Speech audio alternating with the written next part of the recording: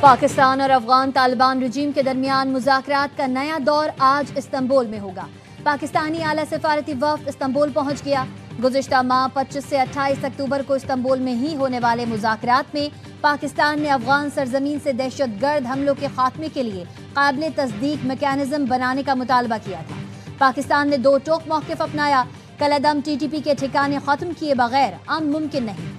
آج ہونے والے مذاکرات میں جنگ بندی کے مؤثر نفاذ، سرحدی تحفظ اور تجارت کے فروغ کے اقدامات کا جائزہ لیا جائے گا۔ ترکی مذاکرات میں ثالثی کر رہا ہے۔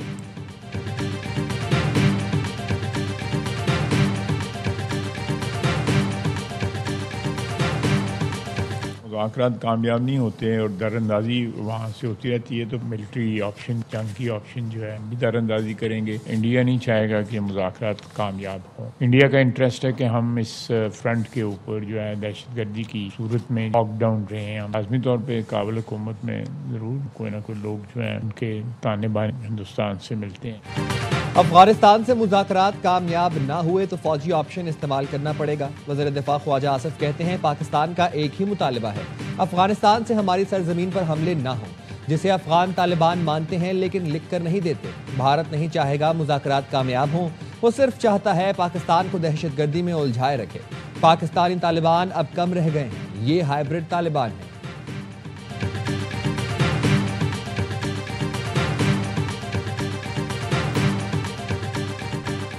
27ویں آئینی ترمیم پر اتفاق رائے کے لیے حکومتی اتحاد کا اہم اجلاس۔ وزیر اعظم کچھ دیر بعد پیپلز پارٹی کے اہم رہنماؤں سے ملاقات کریں گے۔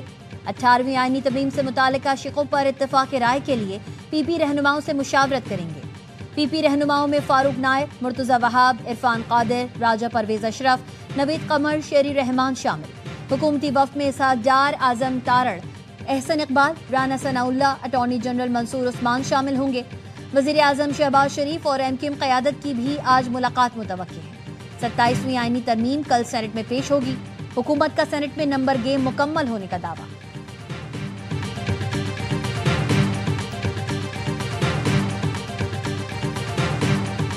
بلاول صاحب نے جو ٹویٹ کی ہے وہ ہوا میں بات تو نہیں ہوگی، کسی نے کوئی پرپوزل ڈسکس کی ہوگی تو انہوں نے وہ پوائنٹس دیے ہیں۔ پارٹی لیڈر جو ہے وہ کیسے ممکن ہے بغیر کسی وجہ کے رینڈم کوئی بات کر دے؟ جو میٹنگ ہوگی اس میں وہ ایجنڈا کھلے گا، شیئر کریں گے تو ہم اپنی رائے اس پہ دے سکیں گے نا۔ 27ویں آئینی ترمیم پر مشاورت پیپلز پارٹی کی سینٹرل ایگزیکٹو کمیٹی کا اجلاس آج کراچی میں ہوگا۔ پیپلز پارٹی کے رہنما قمر زمان کائرہ نے ایئر نیوز کو بتایا ترمیم سے متعلق تفصیلات میٹنگ میں رکھی جائیں گی۔ پارٹی کا موقف بحث و مباحثے کے بعد ہی سامنے رکھ سکیں گے۔ بلاول بھٹو کا ٹویٹ ہوا میں تو نہیں ہوگا، کسی نے تو پروپوزل ڈسکس کیا ہوگا۔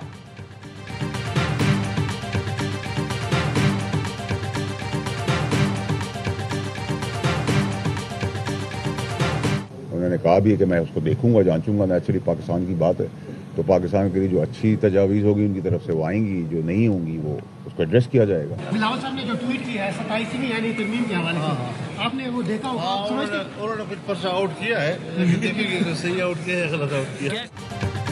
27ویں ترمیم پر ملاقاتیں اور رابطے تیز۔ سینیٹر فیصل وافڈہ کی مولانا فضل الرحمان سے ملاقات۔ آئینی ترمیم سے متعلق مشاورت۔ مولانا فضل الرحمان نے بتایا فیصل وافڈہ کوئی پیغام لے کر نہیں آئے تھے، ملنا جلنا تو رہتا ہے، ترمیم کا مسودہ نہیں آیا تو ہم نکات پر بات نہیں کر سکتے۔ فیصل وافڈہ نے بتایا مولانا فضل الرحمان نے کہا ہے تجاویز کا جائزہ لوں گا۔ 27ویں ترمیم حکومت کا اقدام ہے، وہی سب سے رابطے کرے گی۔ اپوزیشن رہنماؤں کی مولانا فضل الرحمان سے ملاقات۔ PTI رہنما اسد قیصر نے بتایا مولانا فضل الرحمان نے کھانے پر بلایا تھا۔ مولانا فضل الرحمان نے محمود خان اچکزئی کی بطور اپوزیشن لیڈر حمایت کی۔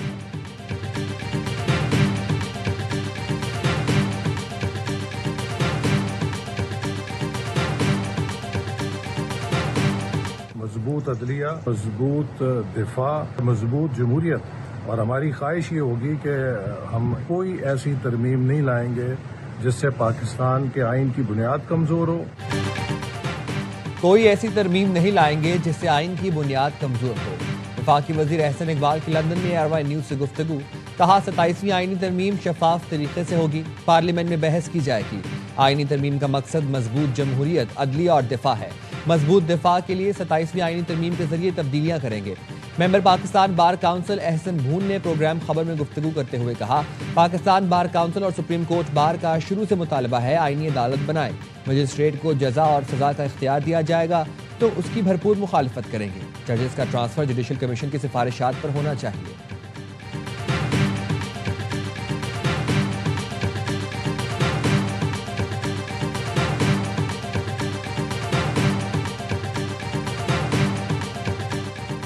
عوام کی جان و مال کی حفاظت ریاست کی ذمہ داری ہے، انتشار پھیلانے کی اجازت ہرگز نہیں دیں گے۔ وزیر اعلیٰ پنجاب مریم نواز کی وزیر آباد اور میاں والی کے لیگی ارکان سے گفتگو، کہا کسان کارڈ، فری میڈیسن اور دیگر منصوبے ترقی اور خوشحالی کے لیے کاوشوں کا منہ بولتا ثبوت ہیں۔ پنجاب میں پہلی بار 30 لاکھ افراد کو 10,000 روپے کا پے آرڈر گھر کی دہلیز پر پہنچایا گیا۔ 15 لاکھ افراد کو راشن کارڈ کے ذریعے 3,000 روپے ماہانہ مل رہے ہیں۔ پنجاب کے کسان کو مایوس نہیں کریں گے، ذمہ داریاں پوری طرح نبھائیں گے۔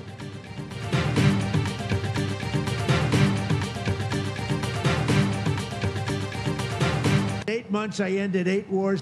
Pakistan and India, you know, I was in the midst of a trade deal with both of them. 8 planes, 7 planes were shot down. An 8th was really badly wounded. But 8 planes were shot down, and I said, this is war, and they were going at it. And the 2 nuclear nations, I said, I'm not going to make any trade deals with you guys unless you agree to peace.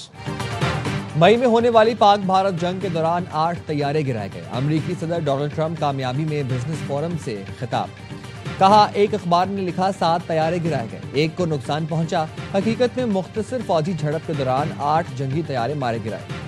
امریکی صدر نے ایک بار پھر جنگ رکوانے کا credit لیتے ہوئے کہا دونوں ایٹمی ممالک جنگ ٹیرف کی مدد سے روکی۔ امریکہ نمبر 1 جوہری طاقت ہے، روس دوسرے اور چین تیسرے نمبر پر ہے۔ دیکھتے ہیں تخفیف اسلحہ منصوبہ کامیاب ہوتا ہے یا نہیں، 5 سال میں چین ہمارے برابر آ جائے گا۔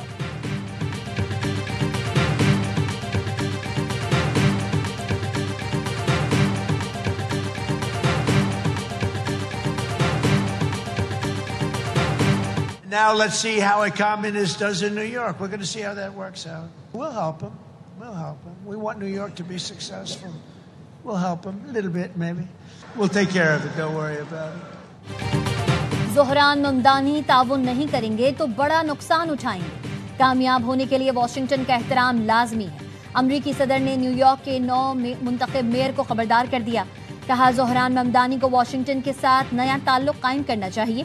نیو یارک نے اپنی خود مختاری کھو دی ہے، ایک کمیونسٹ امریکہ کے سب سے بڑے شہر کا میئر بن چکا۔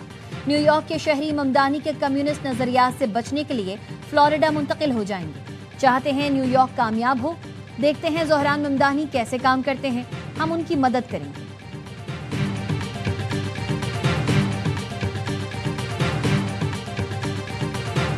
In the coming months, I and my team will build a city hall capable of delivering on the promises of this campaign. We will form an administration that is in equal parts capable and compassionate, driven by integrity, and willing to work just as hard as the millions of New Yorkers who call this city home.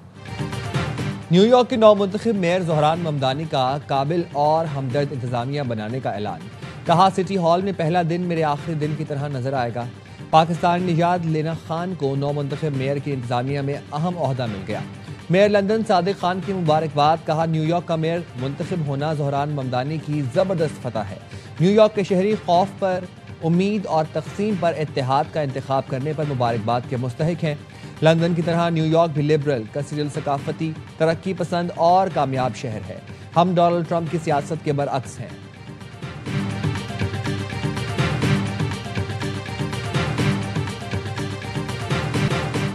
Line of control کے دونوں اطراف کشمیری آج یوم شہدائے جموں منا رہے ہیں۔ 6 نومبر 1947 کو ڈوگرا فوج نے ظلم و سفاکیت سے کشمیری مسلمانوں کی نسل کشی کی۔ 60 سے زائد بسز میں کشمیری مسلمان سوار ہو کر سیالکوٹ کی طرف جا رہے تھے۔ سامبا کے مقام پر ڈوگرا فوج نے گھات لگا کر حملہ کیا۔ 123 دیہات جلا کر خاکستر کر دیے گئے۔ 2 ہفتے میں 2,37,000 کشمیری مسلمانوں کو بے دردی سے شہید کیا گیا۔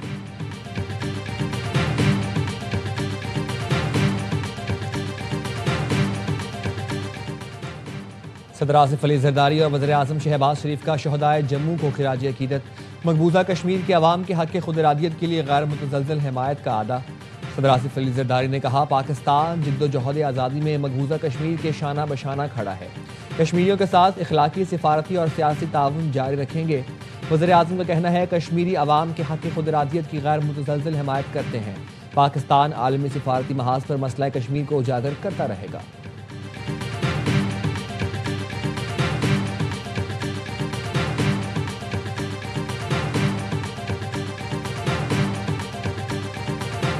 Chairman joint chief of staff committee کا برونائی کا دورہ، جنرل ساحر شمشاد مرزا کی سلطان برونائی اور دیگر سے ملاقات۔ آئی ایس پی آر کے مطابق برونائی کی قیادت نے مسلح افواج کے کردار اور قربانیوں کو سراہا، دہشت گردی کے خلاف پاکستان کی قربانیوں کو خراج تحسین پیش کیا۔ پاکستان اور برونائی کے درمیان دفاعی تعاون مزید مستحکم بنانے پر اتفاق کیا گیا۔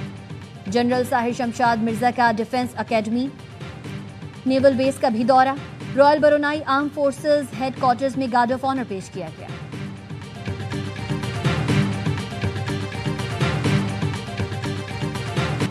پاکستان اور جنوبی افریقہ کے درمیان دوسرا ون ڈے آج کھیلا جائے گا۔ 3 میچوں کی سیریز میں قومی ٹیم کو 1-0 کی برتری۔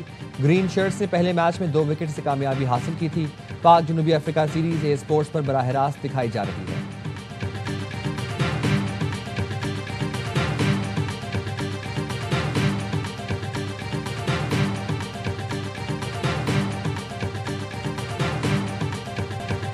فیصل آباد میں پاکستانی ٹیم نے کرکٹ بیٹ چھوڑ کر ریکٹ اٹھا لیے۔ آف ڈے پر کھلاڑیوں کے درمیان ٹینس کورٹ میں مقابلہ ہوا۔ کپتان شاہین آفریدی، سائم ایوب، بابر اعظم اور حارث رؤف ایکشن میں نظر آئے۔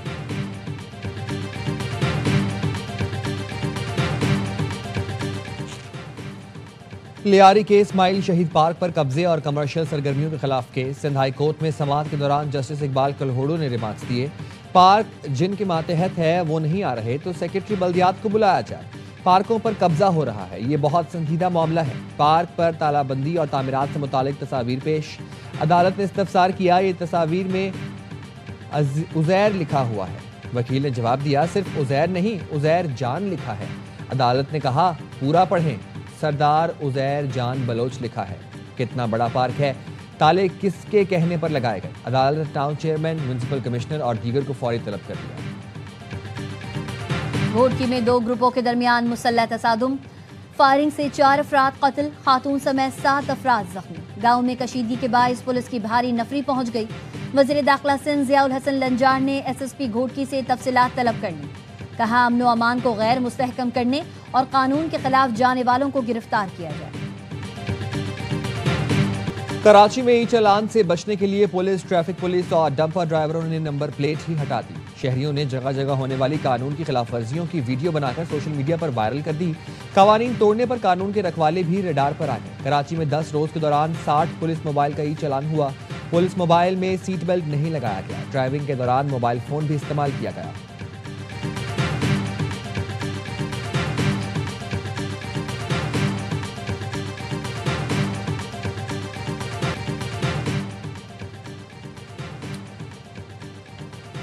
این سی سی آئی اے کرپشن سکینڈل میں بڑی پیش رفت، کال سینٹرز کے ذریعے بڑے پیمانے پر مبینہ فراڈ کا انکشاف۔ ذرائع کے مطابق اسلام آباد اور راولپنڈی میں 20 سے زائد کال سینٹرز پر کارروائی کر کے ریکارڈ قبضے میں لے لیا گیا۔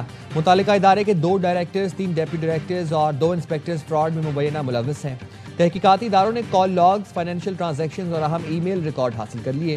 کال سینٹر نیٹ ورک کے ذریعے شناختی و مالی معلومات کا مبینہ غلط استعمال کیا جاتا تھا۔ فراڈ میں ملوث افسران کا فنڈنگ نیٹ ورک بھی حاصل کر لیا گیا۔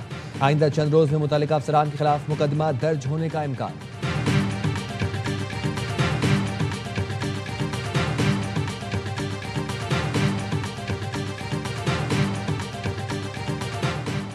گورنر سندھ کامران خان ٹیسوری سے رومانیہ کے سفیر کی ملاقات، تجارتی، اقتصادی اور باہمی تعاون کے فروغ پر تبادلہ خیال۔ گورنر سندھ کی رومانیہ کی کاروباری برادری کو سندھ میں سرمایہ کاری کی دعوت، کہا پاکستان خصوصاً سندھ میں سرمایہ کاری کے وسیع مواقع ہیں۔ دونوں ممالک کے درمیان تعلیمی، ثقافتی اور تکنیکی روابط کو مزید مستحکم بنانے پر اتفاق۔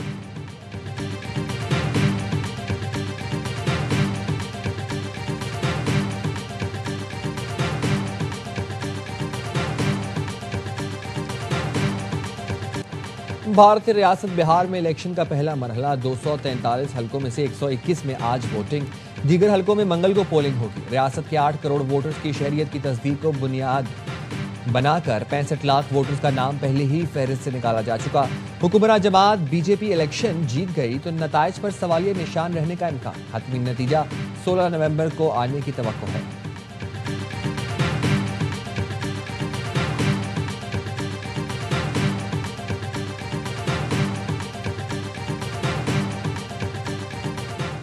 سکھوں کے روحانی پیشوا بابا گرو نانک کے جنم دن کی تقریبات ختم. ننکانہ صاحب میں شاندار آتش بازی. دنیا بھر سے آئے سکھ یاتری پاکستان کی میزبانی سے خوش. بہترین انتظامات پر شکریہ ادا کیا. گاڑیوں کا شور اور دھول کا طوفان. مظفر گڑھ میں سج گیا تھل جیپ ریلی کا میدان. ملکی اور غیر ملکی مرد و خواتین ریسر حصہ لیں گے. 10ویں تھل جیپ ریلی کا اختتام اتوار کو ہوگا.